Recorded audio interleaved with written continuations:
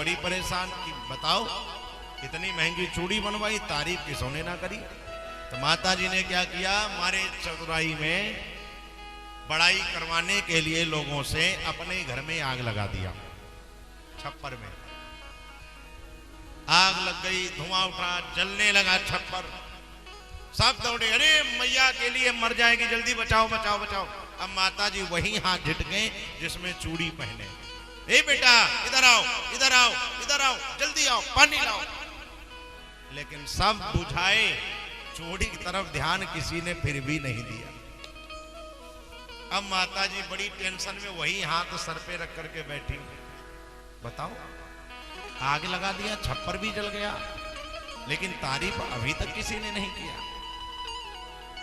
तब तक एक छोटा सा 10 साल का बेटा आया, जैसे ये आया फिर गया। 10 साल का बेटा आया,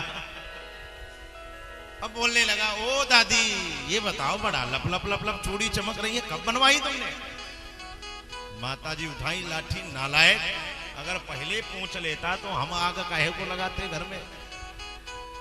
कई लोग इतने बेचैन रहते हैं अपनी प्रशंसा सुनने के लिए, उस प्रशंसा के लिए चाहे जो करें। देखिए, बड़ाई भले कोई ना करे तुम्हारी, बुराई करे तो बुराई उसकी जरूर सुनो। बड़ाई करने वाला आपका अच्छा मित्र नहीं है, आपकी बुराई करने वाला अच्छा मित्र है। जो आपका भला चाहेगा वही आपकी कमियों को बताएगा, और जिसको अपना उल्लू सीधा करना है तो क्या है, चाहे जो करो। हाँ हाँ, उल्लू सीधा करने का मतलब क्या है, अपना काम निकाला, फिर तुम मरो चाहे जियो। लेकिन यदि वो आपका भला चाहता है तो आपकी कमियों पर गौर करेगा, आपकी कमियों को टोकेगा।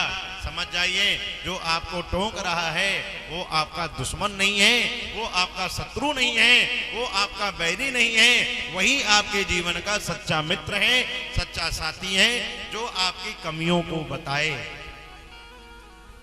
कमी बताने वाले को जरूर अपना पास में बनाए रखो, ताकि वो आपका सुधार करा सके। हमने देखा है मोहल्ले में, अगर किसी ने किसी के बच्चे को डांट दिया तो लेके लाठी पहुंच जाएंगे। क्यों, क्या कहा? नहीं, डांटेगा फटकारेगा वही जिसको आपसे जरा सा भी लगाव होगा, वरना क्या है, चाहे जहां जाओ। लक्ष्मी जी सदा सहाय, नारायण जी चाहे जहां जाए, है ना। दरवाजे दरवाजे लिखा रहता है लक्ष्मी जी सदा सहाय। अच्छा, नारायण जी त्रिवेणी नगर जाए चाहे गोमती नगर जाए, नारायण जी भी लिख दो, लक्ष्मी नारायण सदा सहाय, कुछ बिगड़ नहीं जाएगा।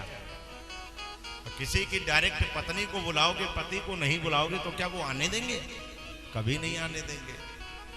अब पति को बुलाओगे तो पति के साथ में पत्नी बोनस में आ जाएगी।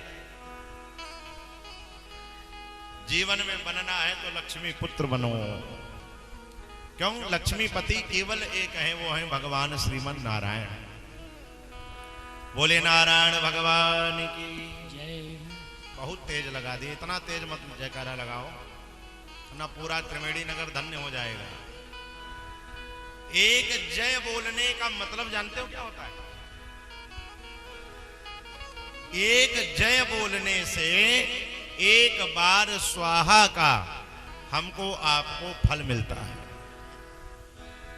एक बार जब हवन कुंड में हम आप बोलते हैं स्वाहा स्वाहा स्वाहा, एक जय का मतलब होता है एक आहुति का आपको फल मिल गया। जय जय जय जय, और जय जय करोगे, जय का उल्टा है यज, और यज का मतलब है यज्ञ। यज्ञ का मतलब तो जानते ही हैं, स्वाहा स्वाहा।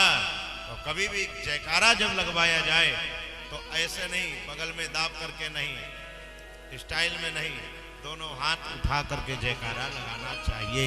एक हाथ से अगर हम हाथ उठाते हैं ना, एक हाथ होता है अर्पण, और जब दोनों हाथ उठाते हैं वही बन जाता है समर्पण। तो भगवान को जब भी किया जाता है अपने आप को समर्पित किया जाता है। तो जब भी जयकारा लगवाया जाए कैसे? जय हो कई लोग घुटने के ऊपर स्टाइल में बैठे रहते हैं, कई लोग ऐसे बैठे रहते, मारे गम के सताए हैं, कथा पंडाल में आए फिर भी। कई लोग माथे पे हाथ रख के बैठे रहते हैं, भगवान के दरबार में ऐसे मत बैठो, हिलाट एकदम। भूल जाओ घर में तेल नहीं है, मसाला नहीं है, नमक नहीं है, मिर्चा नहीं है, धनिया नहीं है, पुदीना नहीं है, टमाटर नहीं है। जब कथा पंडाल से बाहर जाना फिर याद कर लेना कि घर में क्या नहीं है। जब तक कथा में हो तब तक एक ध्यान रखो कि हम भगवान के दरबार में बैठे और भगवान के पंडाल में बार बार उठक बैठक नहीं लगानी चाहिए। जानते हो क्यों? किसी की मीटिंग में जाओ, किसी वीआईपी की मीटिंग में जाओ और कोई लेक्चर दे रहा हो, कोई कुछ समझा रहा हो आपको, बीच में उठ करके अगर चलने लगो तो बॉस क्या कहेगा? हिम्मत पड़ेगी उठने की? नहीं पड़ेगी। तो जब संसारिक वीआईपी लोगों को इतनी इंपॉर्टेंस देते हैं तो यहां हमारे ठाकुर क्या कम वीआईपी हैं क्या? इसलिए आ जाओ तो बैठे रहो और जब कथा विश्राम दिया जाए तब जाइए चकाचक।